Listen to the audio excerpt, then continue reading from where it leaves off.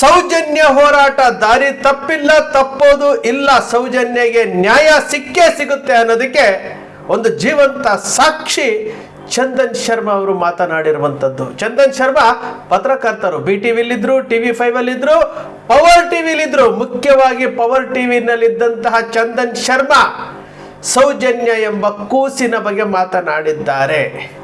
ಯಾತಕ್ಕೆ ಚಂದನ್ ಶರ್ಮಾ ಅವ್ರ ಬಗ್ಗೆ ಉಲ್ಲೇಖ ಮಾಡ್ತಾ ಇದ್ದೀವಿ ಅಂತಂದ್ರೆ, ಕ್ಷಮಿಸು ಸೌಜನ್ಯ, ಕ್ಷಮಿಸು ಸೌಜನ್ಯ ಅಂತೇಳಿ ಪವರ್ ಟಿವಿನಲ್ಲಿ 2 ವರ್ಷಗಳ ಹಿಂದೆ ಸಂತೋಷ್ ರಾವ್ ನಿರಪರಾಧಿ ಅಂತ ತೀರ್ಪು ಬಂದ ತಕ್ಷಣ ರಾಕೇಶ್ ಶೆಟ್ಟರು ಸೌಜನ್ಯ ಹೋರಾಟಗಾರರನ್ನ ಟಾರ್ಗೆಟ್ ಮಾಡಿಕೊಂಡು ಅವ್ಯಾಚ್ಯ ಶಬ್ದಗಳಿಂದ ನಿಂದಿಸಿಕೊಂಡು ಬೆಂಗಳೂರಿನ ಧರ್ಮ ಸಂರಕ್ಷಣಾ ಸಭೆ, ಕಾರ್ಕಳದ ಧರ್ಮ ಸಂರಕ್ಷಣಾ ಸಭೆ, ನಂತರ ಉಜಿರೆಯಲ್ಲಿ ನಡೆದಂತಹ ಸಭೆಯಲ್ಲಿ ಹೆಣ್ಣು ಮಕ್ಕಳನ್ನ ಕಾಮಾಟಿಪುರದ ಕಾಮಾಕ್ಷಿ ಅಂತ ನಿಂದಿಸಿ, ರೇಪಿಸ್ಟ್ ಕಾಮಾಕ್ಷಿ ಅಂತ ನಿಂದಿಸಿ, ನೇರವಾಗಿ ವೇದಿಕೆಗಳ ಮೇಲೆ ಹೆಣ್ಣು ಮಕ್ಕಳನ್ನ, ಪ್ರಸನ್ನ ರವಿಯವರಾಗಿರ್ಬೋದು, ಕುಸುಮಾವತಿಯವರಾಗಿರ್ಬೋದು, ಬೇರೆ ಬೇರೆ ಹೆಣ್ಣು ಮಕ್ಕಳನ್ನ ನೇರವಾಗಿ ನಿಂದಿಸಿ ಸ್ಟುಡಿಯೋದಲ್ಲಿ ಏನೋ ಒಂದು ಸಾಕ್ಷಿಯನ್ನ ಬಿಡುಗಡೆ ಮಾಡ್ತೀವಿ ಅಂತೇಳಿ ಸೌಜನ್ಯ ಹೋರಾಟಗಾರರಾದಂತಹ ಮಹೇಶ್ ಶೆಟ್ಟಿ ತಿಮ್ರೋಡಿ ಅವರು, ಕುಸುಮಾವತಿ ಅವರು, ಗಿರೀಶ್ ಮಟ್ಟಣ್ಣ ಇವರನ್ನೆಲ್ಲನೂ ಸಹ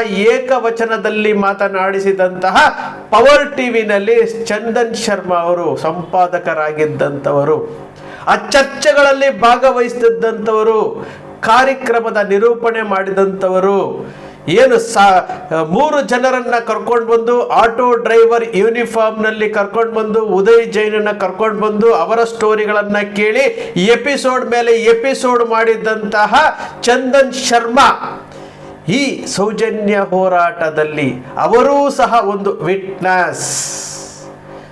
ನಿಜಕ್ಕೂ ಬೆಳಿಗ್ಗೆ ವಿಡಿಯೋ ನೋಡಿದ ತಕ್ಷಣ ಬಹಳ ಖುಷಿ ಆಯ್ತು. ಆ ಖುಷಿಯಿಂದ ಹೇಳ್ತಾ ಇದ್ದೇನೆ, ಈ ಹೆಣ್ಣು ಮಗಳಿಗೆ ನ್ಯಾಯ ಸಿಗುತ್ತೆ. ನಿಜವಾಗ hats off to Chandan Sharma. ನೀವು ಪವರ್ ಟಿವಿ ಹೊರಗಡೆ ಬಂದ ನಂತರ ಒಂದು ವಿಡಿಯೋ ಮಾಡ್ತೀರಿ, ಒಂದು ಚಾನೆಲ್ಗೆ ಹೇಳಿಕೆ ಕೊಡ್ತೀರಿ, ಇವತ್ತು ನೀವು ರಾಜ್ ಟಿವಿಯ ಮುಖ್ಯಸ್ಥರಾಗಿದ್ದೀವಿ ಅಂತ ಕೇಳ್ಪಟ್ಟಿದ್ದೇವೆ. ನೀವೀಗ ಸತ್ಯ ಮಾತನಾಡ್ತಾ ಇದ್ದೀರಿ ಚಂದನ್ ಶರ್ಮಾ ಅವರೇ, ಇದೇ ನಾವು ಬಯಸಿದ್ದು.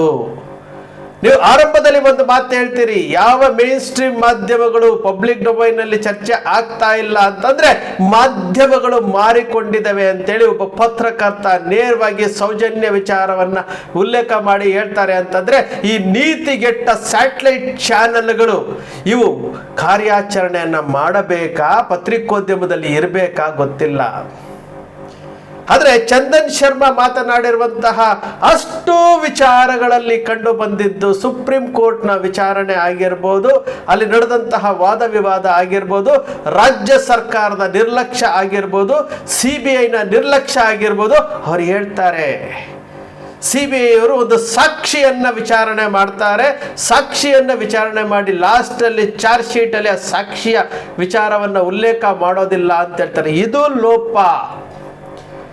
ಅಕ್ವಿಟಲ್ ಕಮಿಟಿಯ ಬಗ್ಗೆ ಹೇಳ್ತಾರೆ, ಅಕ್ವಿಟಲ್ ಕಮಿಟಿ ಈ ತಪ್ಪಿತಸ್ಥ ಅಧಿಕಾರಿಗಳನ್ನ ವಿಚಾರಣೆ ಮಾಡೇ ಇಲ್ಲ ಅಂತ ಹೇಳ್ತಾರೆ. ಮುಂದುವರೆದು ವಿನಯ್ ಕುಲಕರ್ಣಿ ಅವರ ಕೇಸ್ ಬಗ್ಗೆ ಹೇಳ್ತಾರೆ, ಪೊಲೀಸರು ಯಾವ ರೀತಿ ಸ್ಕೆಚ್ ಹಾಕೊಟ್ರು, ಪೊಲೀಸರು ಯಾವ ರೀತಿ ಅಪರಾಧಿಗಳಾದ್ರು ಅಂತ ಹೇಳ್ತಾರೆ. ನಿಜಕ್ಕೂ ಬಹಳ ಖುಷಿಯಾಗಿದ್ದೇನೆಂದ್ರೆ ಇವತ್ತು ಸುಪ್ರೀಂ ಕೋರ್ಟ್ನಲ್ಲಿ ಕೇಸ್ ಅಡ್ಮಿಟ್ ಆಯ್ತು, ಕೇಸ್ ವಿಚಾರಣೆಗೆ ಬಂತು, 2 ನ್ಯಾಯಾಧೀಶರುಗಳು ಚೀಮಾರಿ ಹಾಕಿದ್ರು, ವಿಟ್ನೆಸ್ಗೆ ಪ್ರೊಟೆಕ್ಷನ್ ಕೊಡಕ್ಕೆ ಕೇಳಿದ್ರು. ಎಲ್ಲವೂ ಆಗ್ತಾ ಇರುವಂತಹ ಸಮಯದಲ್ಲಿ ಕರ್ನಾಟಕದಲ್ಲಿ ಚಂದನ್ ಶರ್ಮಾ ಅವರೂ ಸಹ ಒಂದು ವಿಟ್ನೆಸ್ಸೇ, ಅವರೂ ಸಹ ಸಾಕ್ಷಿದಾರರೇ. ಯಾವ ರೀತಿ ಸಾಕ್ಷಿದಾರರು? ಪವರ್ ಟಿವಿನಲ್ಲಿ ಕುತ್ಕೊಂಡು ಒಂದು ಪಾಸ್ಪೋರ್ಟ್ ವಿಚಾರ ಆಗಿರ್ಬೋದು, ಟ್ರಾವೆಲ್ ಹಿಸ್ಟ್ರಿಯ ಬಗ್ಗೆ ಆಗಿರ್ಬೋದು ಮಾತನಾಡಿದ್ರಲ್ಲ, ಅದು ಫೇಕೋ ಸತ್ಯನೋ ಸುಳ್ಳು ಅನ್ನೋದ್ರ ಬಗ್ಗೆ ಅವ್ರಿಗೆ ಚೆನ್ನಾಗಿ ಗೊತ್ತಿದೆ. ಅಲ್ಲಿ ಏನು ನಡೀತು ಅನ್ನೋದ್ರ ಬಗ್ಗೆ ಗೊತ್ತಿದೆ. ಖಂಡಿತವಾಗ್ಲೂ ಚಂದನ್ ಶರ್ಮಾ ಅವರು ಮಾತನಾಡಿದಿರುವಂಥ ವಿಚಾರ, ಅವರು ಪವರ್ ಟಿವಿ ಬಿಟ್ಟು ಹೊರಗಡೆ ಬಂದು ಅವರು ಮಾನಸಿಕವಾಗಿ ಅವರಿಗೆ ಪಶ್ಚಾತ್ತಾಪ ಆಗಿರಬೇಕು. ಈ ಹೆಣ್ಣು ಮಗಳಿಗೆ ಅನ್ಯಾಯ ಆಗಿರುವುದು ಸತ್ಯ.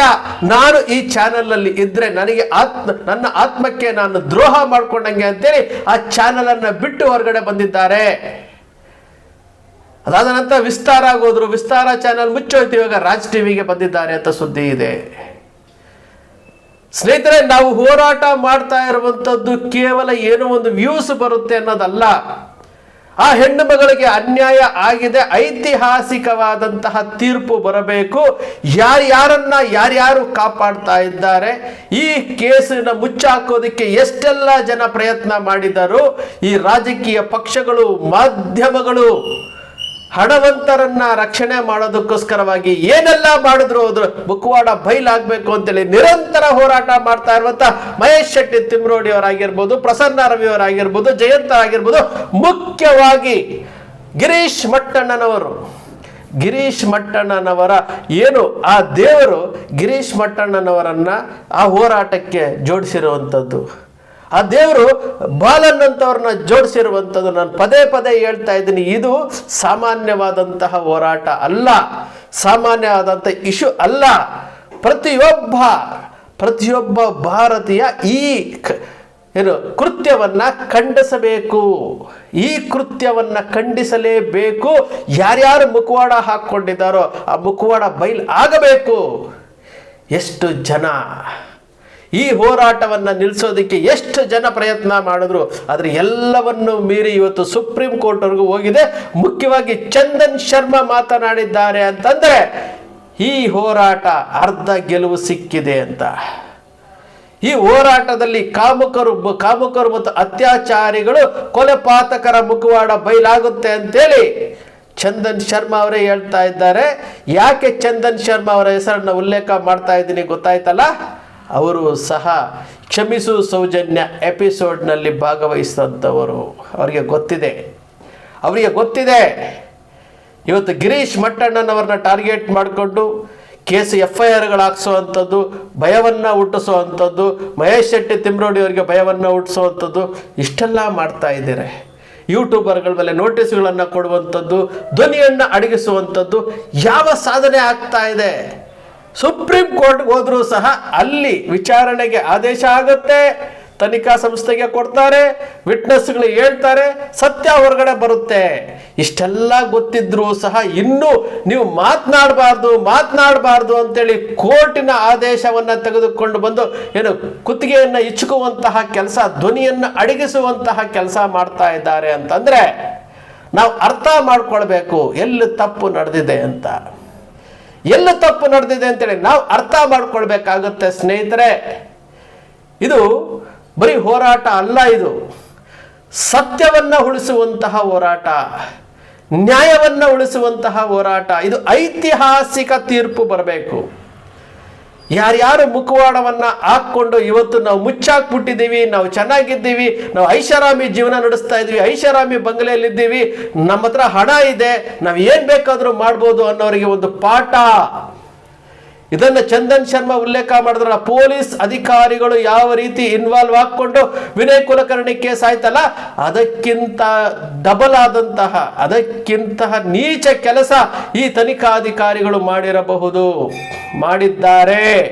ವೈದ್ಯಾಧಿಕಾರಿಗಳ ತಪ್ಪು ಇಲ್ದ ಹೋಗಿದ್ರೆ CBI ಕೋರ್ಟ್ ಅಕ್ವಿಟಲ್ ಕಮಿಟಿ ರಚನೆ ಮಾಡಿ ಅಂತ ಹೇಳ್ತಾ ಇತ್ತ. ರಾಜ್ಯ ಸರ್ಕಾರ ಈ ರೀತಿಯಾದಂತಹ ನಿರ್ಣಯಗಳನ್ನು ತೆಗೆದುಕೊಂಡಿತ್ತ. ಯಾತಕ್ಕೋಸ್ಕರವಾಗಿ, ಯಾರನ್ನ ಉಳಿಸೋದಕ್ಕೋಸ್ಕರವಾಗಿ ನಿರ್ಣಯವನ್ನ ತೆಗೆದುಕೊಂಡು ಒಬ್ಬ ಹೆಣ್ಣು ಮಗಳಿಗೆ ನ್ಯಾಯ ಕೊಡಿಸ್ಬೇಕು ಅಂತೇಳಿ ರಾಜ್ಯ ಸರ್ಕಾರ ನಿರ್ಣಯ ತೆಗೆದುಕೊಂಡು ಆದೇಶ ಮಾಡಿದ್ರೆ ಅವರನ್ನು ಅಪ್ರಿಷಿಯೇಟ್ ಮಾಡ್ತಾ ಇದ್ವಿ. ಅಂದಿನ ಭಾರತೀಯ ಜನತಾ ಪಕ್ಷದ ಸರ್ಕಾರ, ಅಂದಿನ ಗೃಹ ಸಚಿವ ಅಶೋಕ್ ಇವತ್ತು ರ್ಯಾಲಿ ಮಾಡ್ತಾರೆ. ಇದು ನಮ್ಮ ರಾಜಕೀಯ ವ್ಯವಸ್ಥೆ ಯಾವ ರೀತಿ ಇದೆ ಅಂದರೆ ಸತ್ಯದ ಪರವಾಗಿರುವಂಥದ್ದಲ್ಲ. ನಿಜಕ್ಕೂ ಬಹಳ ಖುಷಿ ಆಗಿದ್ದು ಸ್ನೇಹಿತರೆ, ಒಬ್ಬ ಚಂದನ್ ಶರ್ಮಾ ಅವರು ಸಹ ಒಬ್ಬ ಸಾಕ್ಷಿದಾರರೇ. ಅವರು ವಿಡಿಯೋವನ್ನು ಮಾಡಿ ಹೇಳಿರೋಂಥದ್ದು 14 ನಿಮಿಷಗಳ ಆ ವಿಡಿಯೋ ಸತ್ಯವನ್ನ ಹೇಳ್ತಾ ಇದೆ. ಮುಖವಾಡವನ್ನ ಕಳಚುವಂತಹ ವಿಚಾರಗಳನ್ನ ಆ ವಿಡಿಯೋ ಹೇಳ್ತಾ ಇದೆ. Hats off to Chandan Sharma ಅವರೇ, ಒಬ್ಬ ಪ್ರಾಮಾಣಿಕ ಪತ್ರಕರ್ತರಾಗಿ ಇವತ್ತು ನನ್ನ ಕಣ್ಣು ಮುಂದೆ ನೀವು ಕಂಡಿದ್ದೀರಿ. ನಿಜಕ್ಕೂ ನಿಮಗೆ ಮತ್ತೊಮ್ಮೆ ಧನ್ಯವಾದಗಳನ್ನ ಹೇಳ್ತಾ ಇದ್ದೇವೆ. ಆ ಹೆಣ್ಣು ಮಗಳು, ನೀವು ಹೇಳುವಂತಹ ಕೂಸು ಸೌಜನ್ಯಗೆ ನ್ಯಾಯ ಸಿಗುತ್ತೆ, 100% ಸಿಗುತ್ತೆ. ಆ ವಿಶ್ವಾಸ ನಿಮ್ಮ ಅಕ್ಷರ ಮೀಡಿಯಾ ಆಗಿದೆ. ಸ್ನೇಹಿತರೆ, ನಿಮ್ಮ ಅಕ್ಷರ ಮೀಡಿಯಾ ಸೃಷ್ಟಿ ಮಾಡೋದಿಲ್ಲ, ಕಲ್ಪನೆ ಮಾಡೋದಿಲ್ಲ, ವಾಸ್ತವದ ವಿಚಾರವನ್ನು ವಿಶ್ಲೇಷಣೆ ಮಾಡುತ್ತೆ. ನಿಮ್ಮ ಅಕ್ಷರ ಮೀಡಿಯಾದ ವಿಶ್ಲೇಷಣೆ ನಿಮ್ಗೆ ಇಷ್ಟ ಆಯಿತು ಅಂದರೆ ಸಬ್ಸ್ಕ್ರೈಬ್ ಮಾಡ್ಕೊಳ್ಳಿ, ಶೇರ್ ಮಾಡಿ, ಪ್ರೋತ್ಸಾಹ ನೀಡಿ.